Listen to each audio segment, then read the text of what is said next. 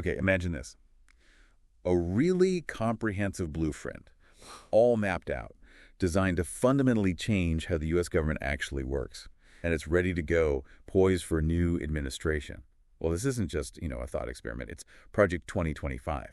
Today, we're doing a deep dive into this detailed plan. It's orchestrated by the Heritage Foundation and a whole coalition of conservative groups.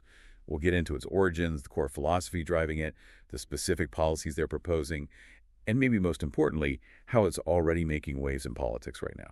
Yeah, and right from the start, Project 2025 kicked up a lot of dust, a lot of debate. We heard Democrats warning about a, quote, radical agenda. They pointed to things like a potential ban on abortion, rolling back LGBTQ plus rights, and this pretty striking idea of concentrating almost all power over federal agencies and the presidency, even getting rid of the Department of Education entirely. Right, that one got a lot of attention. And didn't Saturday Night Live even do a bit on it?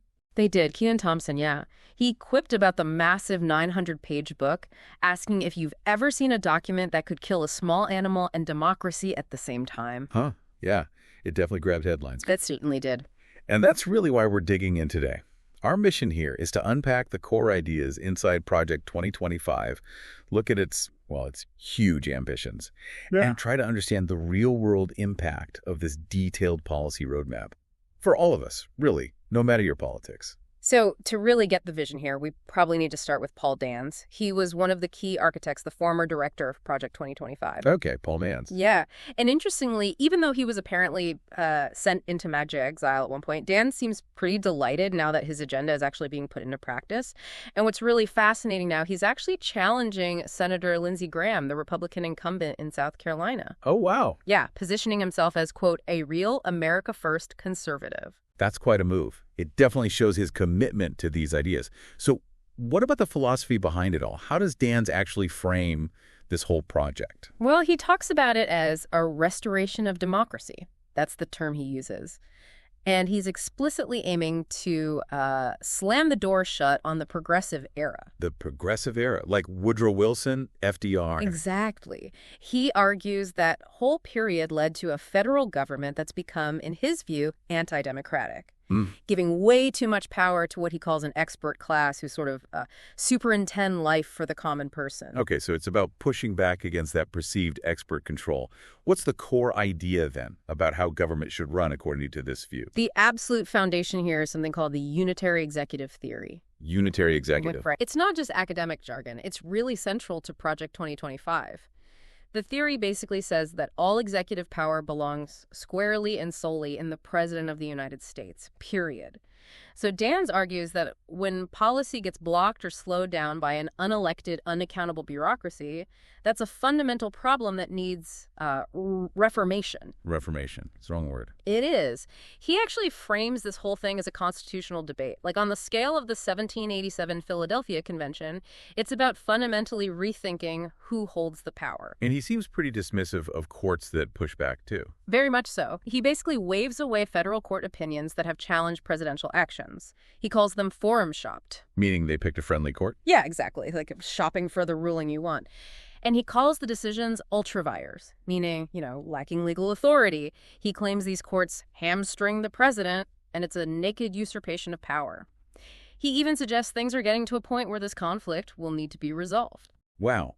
That sounds like a setup for a major confrontation over presidential power. How does that fit into the structure of the project itself? It totally sets the stage for a big power shift towards the executive. And Project 2025 isn't just one document. Dans laid out 4 key pillars to make it happen. First, there's the mandate for leadership. That's the huge policy book. Second, a personnel database, basically a system for recruiting government workers, and anyone can submit names. Like a talent bank. Sort of, yeah. Third, the Presidential Administration Academy, an online training system. And fourth, something they call a secret playbook. This is for creating specific teams and plans meant to be handed out during the presidential transition, kind of under the radar, to avoid public scrutiny before inauguration. Okay, that sounds incredibly organized, like a government in waiting, almost. So they have this whole system for finding people and planning.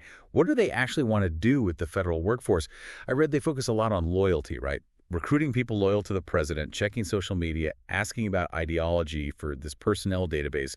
What's the bigger picture there? Well, that really gets to the heart of what they want to change about the civil service itself.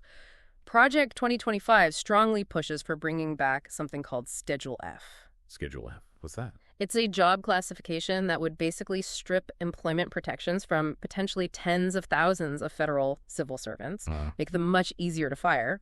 And Russell Vought, who's a key architect of this and was Trump's OMB director. Right.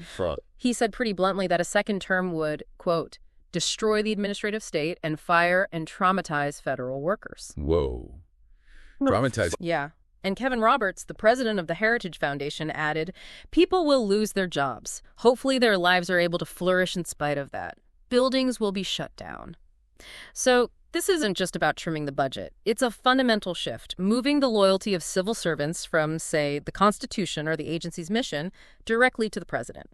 They point out that currently something like 99.5% of federal jobs have civil service protections, and 99.7% of workers get rated fully successfully or better, which Project 2025 basically says means the system is broken. So the goal is a workforce that's much more directly responsive or loyal to the president's agenda. Okay. Now, you mentioned the former president has kind of distanced himself publicly, saying he knows nothing about Project 2025, calling some ideas ridiculous. But what are the actual connections? Well, despite those public statements, the connections seem pretty deep, according to the sources. We know over 200 former Trump administration officials are involved with groups partnering on Project 2025. And John McEntee, he is a senior advisor to the project and was a Trump aide, he explicitly said that they, meaning Project 2025, and the Trump campaign plan to, quote, integrate a lot of our work. Integrate their work. So what does that look like in terms of actual policy? What are some of the big proposals? You see that integration clearly in the policy specifics. There's a big push for dismantling or radically changing federal agencies. Like we mentioned, abolishing the Department of Education. That's been a target for conservatives for a long time. They argue federal involvement has led to, failing grades and puts unfunded mandates on states and local districts. Okay, Department of Education gone. What else? They also suggest getting rid of the Department of Homeland Security, replacing it with maybe a smaller immigration agency, and drastically cutting back or just eliminating regulations from agencies like the EPA, the Environmental Protection Agency. So a real shrinking of the federal footprint in areas like education, security, environment. What's driving that? Is it just that expert class idea again? That seems to be a huge part of it, yeah. Reducing the power of these established federal bodies fits right in with that philosophy. And then you have major changes proposed for taxes and the economy. Taxes. What's the plan there? The long-term goal mentioned is a complete shift away from income tax towards a consumption tax, like a national sales tax. Wow, a national sales tax. Yeah, that would be huge. But in the meantime, the plan is to extend the 2017 Tax Cuts and Jobs Act and simplify individual income taxes down to just 2 flat rates. 15% for incomes up to the Social Security wage base, that was about $168,000 in 2024, and 30% for everything above that. 2 flat rates. Right. Plus, cutting the corporate tax rate further from 21% down to 18%, and lowering the capital gains tax rate for high earners to 15%. Okay, so lower rates, especially for corporations and higher earners, simpler brackets. But critics are saying this would likely increase taxes for lower and middle-income households. That's the concern raised by critics, yes, that the burden could shift. It fits a philosophy that wants to lower taxes on corporations and investments, hoping to boost the economy, eventually moving towards taxing what people spend rather than what they earn. Got it. And what about this focus on fraud, waste, and abuse? That comes up a lot. It does. Project 2025 documents consistently talk about massive fraud and money just vanishing in government programs. They point to agencies like USAID and Social Security citing indefensible expenditures. Paul Dans even mentioned Elon Musk's DOGE team. DOGE, Department of Government Efficiency. That's the one. Dans claims they're finding incontrovertible facts, indefensible examples of fraud, waste, and abuse. But it's also worth noting, the source material points out that some specific claims, like Trump's about widespread Social Security fraud, were largely debunked by the Social Security Administration's own Inspector General back in 2023. And Dans himself even admitted he gets these reports secondhand and doesn't really know one way or the other about the exact amounts. So why emphasize it so much, even if some claims are shaky? What's the purpose? Well, it seems like a really effective way to build a case for making big cuts and overhauling agencies. It creates a narrative of government incompetence or corruption that justifies drastic action. Makes sense rhetorically. Then you have the culture war stuff, which seems pretty front and center, too. Absolutely. There are proposals to remove legal protections for LGBTQ plus individuals and a push to outlaw pornography. They claim porn promotes sexual deviance, the sexualization of children, and the exploitation of women. Kevin Roberts, in his foreword to the mandate, argues porn isn't protected by the First Amendment and wants criminal prosecution for producers. Even though the Supreme Court has ruled against outright porn bans on First Amendment grounds. And didn't Trump himself appear in Playboy?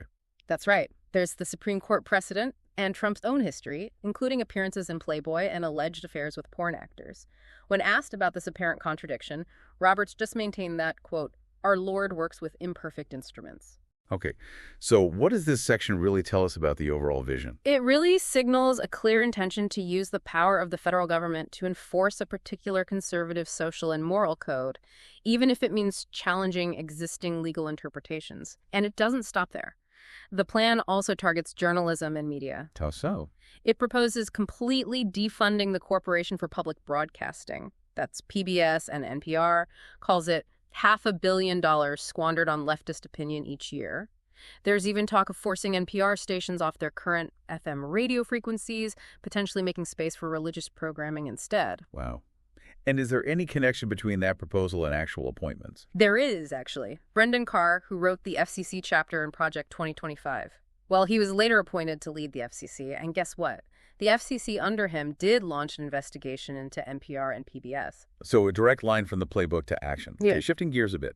What about foreign policy and defense? There's a continued push for NATO members to spend more on defense. We've actually seen progress there, with 24 out of 32 members now hitting that 2% of GDP target. But the plan goes further. It calls for a, quote, dramatic buildup of nuclear weapons. Dramatic buildup, like things like putting multiple warheads back on ICBMs, adding nuclear capability to hypersonic missiles, and putting the agency that manages nuclear weapons, the NNSA, on a wartime footing. Critics are calling it the biggest nuclear buildup since the Reagan administration. That's significant. Anything else on defense? Yes. Abolishing diversity, equity, and inclusion DEI programs within the Defense Department, and immediately reinstating military members who were discharged for refusing the COVID-19 vaccine. So how did these defense policies tie back to that America First idea Paul Dans is running on? They seem to fit right in. It's about projecting American strength, maybe going it alone more, building up the military mightily, while also shaping the internal culture of the military along conservative lines, getting rid of DEI, bringing back the unvaccinated. It's about strength and ideological alignment. Okay, so we've got this huge blueprint, these detailed plans.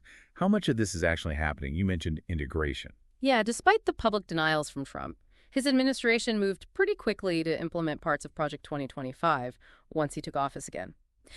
Time magazine did an analysis and found that nearly 2/3 of his executive actions in this second term mirror or partially mirror proposals from the project. 2/3. Can you give some examples? Sure. Things like executive orders reopening large parts of Alaska to oil drilling, pulling back a pending ban on PFAS chemicals, those forever chemicals industrial discharge, revoking federal recognition of transgender people that includes changing government forms, policies on imprisonment based on biological sex, trying to ban trans people from the military again, and expanding the use of the federal death penalty. Okay, so concrete actions directly reflecting the plan. Yeah. And what about the people being put in charge? That's the other piece.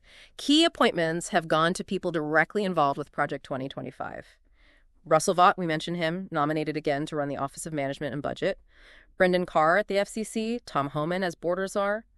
Even the White House press secretary, Caroline Leavitt, is listed as an instructor for Project 2025's training academy, the Conservative Governance 101 course. So the people writing the plan are now in positions to execute it. What's the reaction been outside of government? Well, as you can imagine, there's been strong criticism from many different places. Scholars who study authoritarianism, like Ruth Ben-Ghiat, have called it a plan for an authoritarian takeover, designed to basically dismantle democratic norms and legal culture. Strong words. Very. Donald Moynihan at Georgetown warned it seriously increases the risks of corruption and abuses of political power. He drew parallels to things seen in Hungary or Turkey. Even Philip Wallach at the Conservative American Enterprise Institute called some of the ideas authoritarian fantasies. So the criticism is coming from various points on the spectrum. But it's not just critics outside the party, is it? I heard there's some nervousness within the GOP, too. That's right. Some Republican strategists are reportedly worried about political backlash, maybe in the 2026 midterms. They're concerned about potential overreach by Trump and his team, and also about the economic impact of new tariffs. There seems to be a push among some to get the focus back on bread and butter economic issues. Some strategists apparently even suggested using Elon Musk, since he's tasked with cutting government, as a kind of midterm messaging bogeyman to deflect criticism. Interesting. Using Musk as a shield, potentially. What does that internal Republican unease tell us? It really highlights this potential clash between the, let's say, ideological purity and ambition of Project 2025 and the day-to-day political reality of trying to win elections and govern. Even if they have the blueprint, some within the party are clearly worried about how voters will react if it seems too extreme or if the economy suffers. It suggests there might be internal breaks, or at least friction, even as they try to implement it. So wrapping this up, it's clear Project 2025 isn't just some think tank wish list. It's a very detailed, carefully planned blueprint. It comes from a specific vision of American government, and it's actively being put into motion right now. It represents a really significant conservative push to reshape the federal government top to bottom. And Kevin Roberts, the Heritage Foundation president we mentioned, he framed the stakes incredibly high. He called this whole moment the process of the Second American Revolution, which will remain bloodless if the left allows it to be. That's a really powerful and frankly, pretty provocative statement about what they believe is happening. A second American Revolution. That certainly leaves you with a lot to think about. As all these changes and debates keep unfolding, how do you, listening now, think this sweeping vision for government will ultimately shape the future of the American experiment and maybe even your own daily life?